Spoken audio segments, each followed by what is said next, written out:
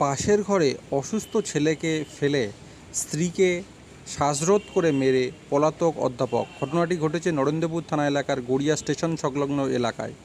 একটি আবাসনে সেকেন্ড ফ্লোরে থাকতো স্বামী সৌমিক দাস ও স্ত্রী এনাক্ষী। তাদের 8 বছরের ছেলে রয়েছে। ফ্ল্যাটের কারোর সাথে খুব একটা বনাবনি হতো না।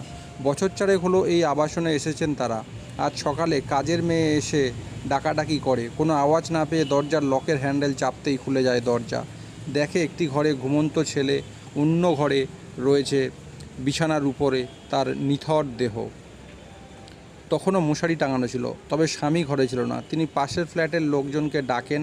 আবাসিকরা নরেন্দ্রপুর থানায় খবর দেন। পুলিশ এসে দেহ উদ্ধার করে। কিছুটা দূরেই থাকতো মৃতের বাবা ও মা। তাদেরকে খবর দেওয়া হয়।